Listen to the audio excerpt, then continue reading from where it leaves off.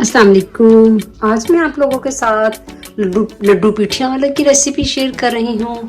इस रेसिपी के लिए जो चीज़ें मैं इस्तेमाल कर रही हूँ वो ये हैं। 1 कप मैंने चने की दाल ली थी, इसको मैंने रात को पानी में भिगो दिया था। और 4 टेबल स्पून ये माश की दाल है। तो चलिए स्टार्ट करते हैं। दोनों दालों को हम जग में डाल के तो इसका पेस्ट बना लेंगे।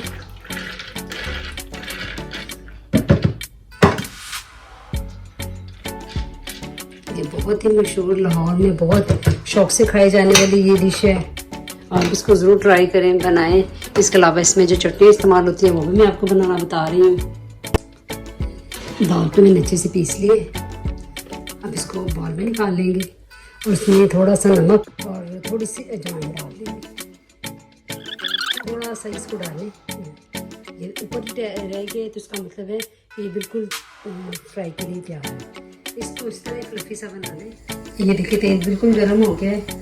इसमें थोड़ा सा डाल के बैटर चेक कर लेते हैं। बिल्कुल परफेक्ट है। अब करना ये है, ये देखिए एक बॉल लें और 1 चम्मच लें। इसको गीला कर लें एक दफ़ा यूँ, और बैटर को यूँ यहाँ से पकड़ा, यूँ बैटर को पकड़ा और इसको इस तरह आराम से इसमें छोड़ दिया। हर दफ़ा चम्मच को गीला करेंगे और इसको इस तरह छोड़ते जाएंगे। ये देखिए मुझे 4 मिनट हो गए तो फ्राई करते हुए। अब इसकी साइड चेंज कर लेंगे। दूसरी तरफ से भी तकरीबन तैयार हो गए हैं। अब इसको हम निकाल लेंगे और अब इसकी चटनी तैयार कर लेते हैं। अब चटनी बनाएंगे। सबसे पहले हम मीठी चटनी बनाएंगे। ये देखिए मैंने खुमानियों को भिगो दिया था 4 घंटा पहले, और इसके ऊपर इसके साथ हम चीनी इस्तेमाल करेंगे 2 टेबल स्पून के करीब। ये ब्राउन शुगर है। तो सबसे पहले खुमानियों को जग में डाल देंगे और साथ ही चीनी डाल देंगे और इसका पेस्ट तैयार कर लें। चटनी तैयार हो गई है। हम खट्टी चटनी बनाएंगे। उसके लिए मैंने ये आलू बुखारे लिए थे, इसको मैंने भिगो दिया था पानी में।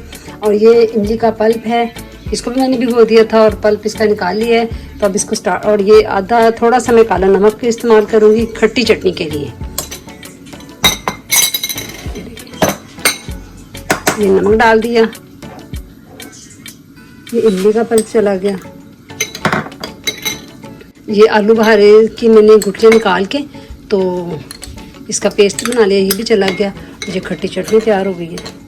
ये देखिए ये खट्टी चटनी है और ये मीठी चटनी है, और ये मूलियों को मैंने कद्दूकस कर लिया था, और ये हमारे लड्डू हैं जो तैयार किए थे। तो चलिए अब इनको तैयार करते हैं।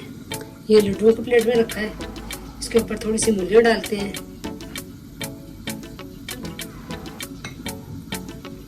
थोड़ी सी मीठी चटनी डालेंगे,